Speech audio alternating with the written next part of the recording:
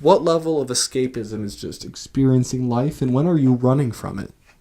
Fun fact, ice is a rock. You might not like it, but it's true. Alright, is it this mic?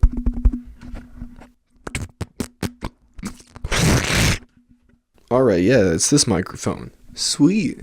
Hello there. No. Oh gosh. We're good. We're good. We're great. Hello. We made it through January. I'm Schmibly, and I'm here to say congratulations. But are you sticking with your goals for the new year? If not, that's no big deal, because time is made up anyways. But it's good to keep with your goals. You feel good about yourself for accomplishing things. I want to do better. I don't know what that means, but because my goal is to do better, I can just define that any way I want, and then retrospectively, I'll have done it, and I'll feel accomplished. I mean, things are pretty alright. I was a bit illusioned last year and felt like they were better, and then the year before that, a very similar situation. It was kind of ironically similar. But that's just how life goes. Fool me as many times as you want. I'm going to fall on my ass and cry until I'm back to laughing again. Anyways, what do we got on our agenda for today? I'd like to tell you that I have not told a telemarketer to make the world a better place yet. I was this close. Had the audacity to ask for my password for my student loan account, and I'm like, password for my account? If you're supposed to be doing this, you should have access to the stuff already. If you're trying to get into my account, no. I hope what I actually said, and I mean this is honest truth, as much as I'm a wrathful little ball of spite who wants to just unleash on the world, I was respectful with this person as much as I could be. And I said, hey, I hope you reflect on what you're doing to other people and have a good day. And then I hung up. I wanted to just offload on him and be like, man, you're what's wrong in the world. You're a fucking leech. You belong to a leechy corporation. And I don't know, he was just like, oh, how is this a scam? In some sort of accent, talking about the national debt relief, whatever. And right now we have Donald Trump in office, and he's trying to freeze federal funding. And I think that would nullify almost all debt relief programs. I don't know. We're living in some wild times. We'll see if we make it to February. I will you? But it's interesting. I feel some uncertainty, but then I also feel like I made it this far. You can make it a little further. Just keep swimming. You know, Finding Nemo was a great film. And I'm going to use that to segue into the topic of wanting to review media more. On this channel, I don't think I've really reviewed media. I don't feel like I've really reviewed things other people have made and talked about like films or books too much. And I did a good amount of reading last year. Surprising amount of reading, especially for me. Someone who looks like me, you would think I don't read other than like text messages and Wikipedia pages about something oddly specific. I don't know what, but there is there's something Clathrate gun hypothesis. If I Google Clathrate gun hypothesis, I think something will come up that's a Wikipedia page. Hold on. Oh my god, that's Clathrate. I was so close. It's the Clathrate gun hypothesis. That's the very oddly specific Wikipedia page I went to. And basically the hypothesis is that, like, hey, there's a lot of frozen methane. So at a certain point in climate change, that frozen methane that's in, like, water and ice is going to get released and is going to make the situation a lot worse because now nature is greenhouse gassing. But it's a hypothesis that I think doesn't have much credibility, especially like in terms of plausibility and other ilities. It's a low ility in terms of Yeah, likelihood. It's a proposed explanation. Okay. It's a debated topic, this Clathrate gun hypothesis, but it doesn't seem to have much of an impact currently and is not projected to have much of an impact. The frozen methane ice. Fun fact, ice is a rock. You might not like it, but it's true. Ice is a type of rock. It bothers me as well, but that's okay.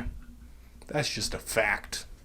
That's why Arctic core samples are valid. They're not some kind of liquid core sample. It's an Arctic core sample. It's rock. This might also blow your brain, but rocks are just solid lava. And lava is like water for aliens, maybe. Or robots. I don't know. What I'm trying to say is lava is a liquid that becomes a solid, much like water is a liquid that becomes a solid when it's ice. And that is why ice is a rock. I hope that upsets somebody, finding out that ice is a rock. Although, I don't know why I hope that upsets somebody. It's the massive amount of wrath and spite that I neglected to use on that telemarketer. It's coming out now. It's just slowly seeping in an aura of hostility.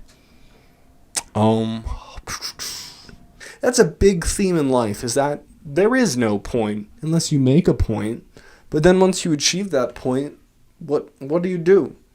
Maybe you choose something unachievable, so that way you can always feel like you're working towards a goal and you're always satisfied with every ounce of progress. But I don't know.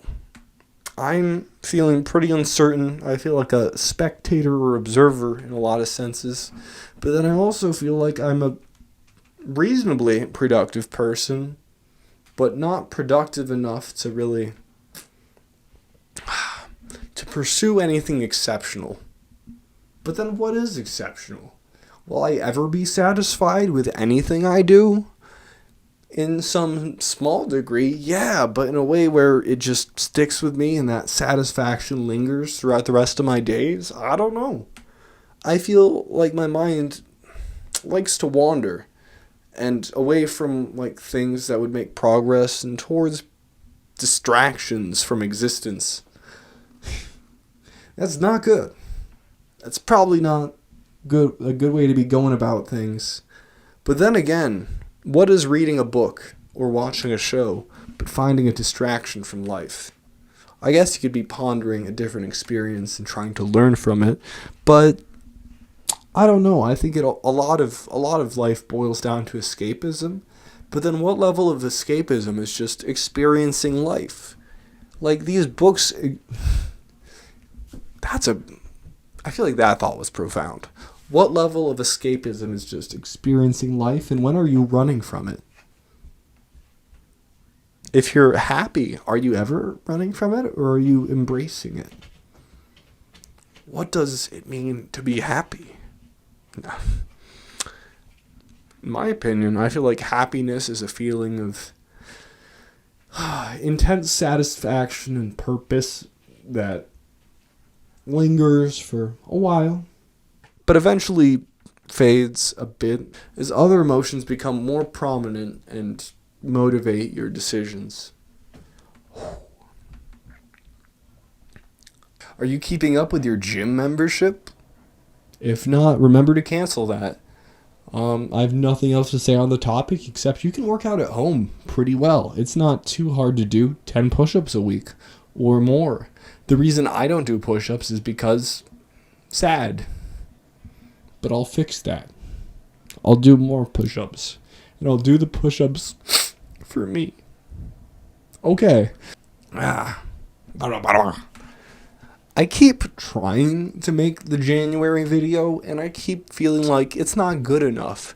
But there is no such thing as good enough. What's there is what is, and is sufficient in most circumstances.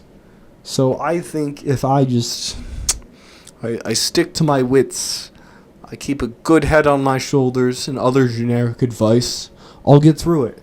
I can talk to the tiny box that records my being and essence in the moment and I can edit the footage that the box takes, and I can make something presentable to you, the person on the other end of this box. Cameras are so weird. Fun parallel to the AI art that is ruining true art and the sanctity of people consuming art is that cameras in the 1800s, the mid 1800s, were seen as a passionless and unfeeling medium of getting an image. Sure, it's useful for diagrams or other things to have pictures, but if you're getting a picture of a person, that's not expressive. That's just bland. It's what is. That's not... I don't know. The main thought is that there's just so much emotion and stuff. You have to choose every stroke. You blend the colors. You do a lot when you're painting.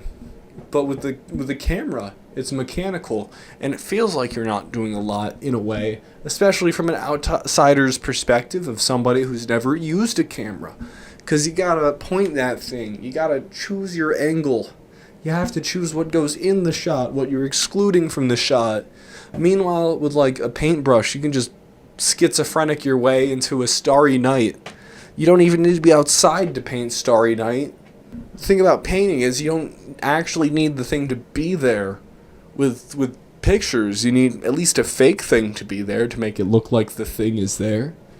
And then, with pictures 10, 20, maybe even a few more years ago, doctoring was a concern, but now the computer just makes the whole picture. You don't need to edit the picture or have skills. You can just have it do the thing. And it's kind of jarring to realize that we've created a calculator for images. And sure, a lot of it is kind of faulty and clunky in certain ways. But that's part of progress. I would guess that at the beginning of calculator technology, there were some faulty things that happened along the way. Or people just type things in wrong into the calculator, and then it gives them what the calculator believes the answer is to what they typed in. That's why we came up with things like the order of operations. I mean, actually, that was probably before calculators. Well, actually, calculators were before calculators, because calculator was a career, and the literal machine that does math for you took away so many jobs while creating so many more jobs. That's interesting to think about. I don't know. I don't think we subsidized calculators in any way. I'm not sure. Maybe someday I'll look into the history of calculators from human to machine. But that's not today. Today, I get to rant to the camera. I get to feel good because I've been holding back. I don't know why. Something... Yeah. One of my hobbies is to just eat an entire frozen pizza. I don't know if that's a hobby or a sign of depression, but it's what I do. And it's satisfying. I feel like I've completed a worthy goal. Eating an entire frozen pizza after cooking it feels like you've achieved something special. It's like drinking 4 beers emotionally. I don't know why. There's just something satisfying about putting frozen brick of food in the oven and then 12, 15, 20 minutes later, it's this nice golden brown crusted, cheesy, delicious thing. Do you make weird noises? Just for fun? Or do you just keep to yourself quietly? There's a lot of times where, I don't know why, it's just kind of a slight rambly noise, or that thing is a classic. I don't know why. I like making the noises, but my ears are like, yes, you did this, and it sounds interesting. But then I hate how I sound when I have to listen to myself, or when I'm focusing on my own words too much, because I'm like, whose voice is this? Why do they say these things? And then I feel like I'm hostage of my own body. No, that's not true.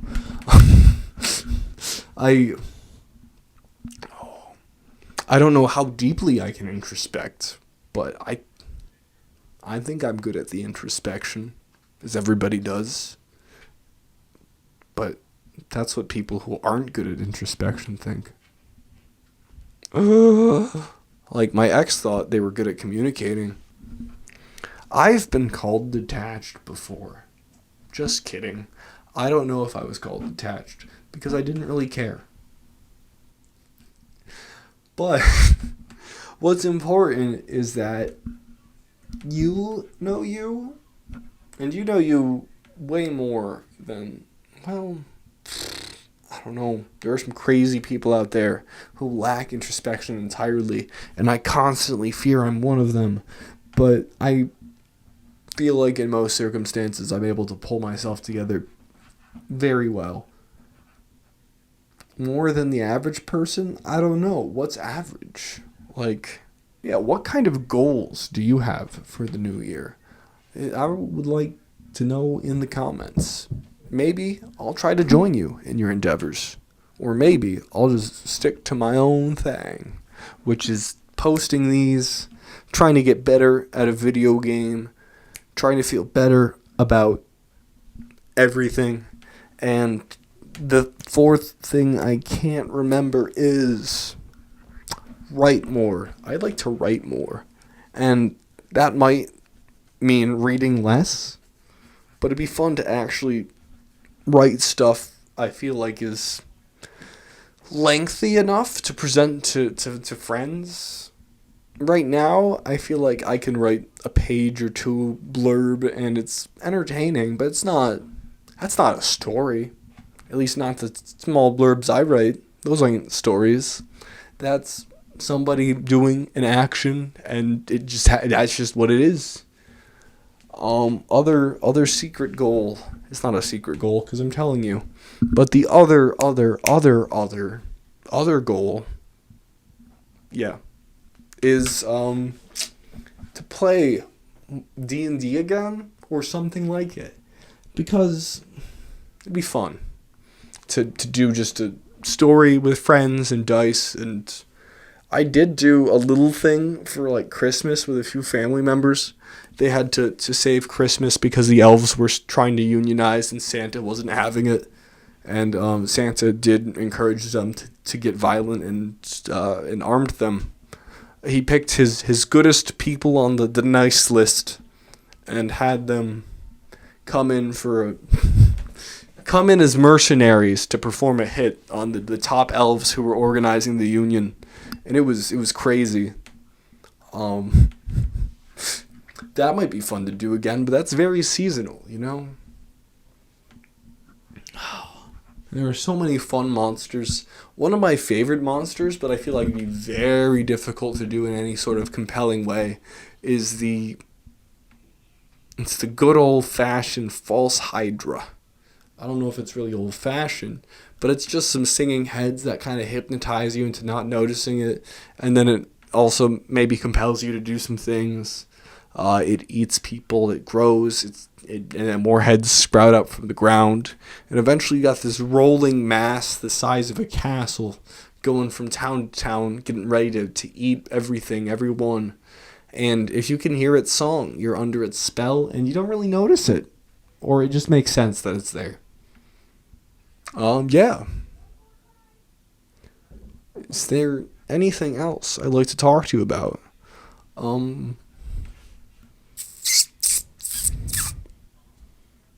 I hope you have a great day. I hope you stick to your goals. I know you can do better. I know I can do better, because there are a lot of ways where I don't do the best. And I'm not doing great, but I am doing okay, and I want to do better. In the words of that one song with the same title, I want to get better and throw myself into the bleachers or something like that. The song is I Want to Get Better by the Bleachers.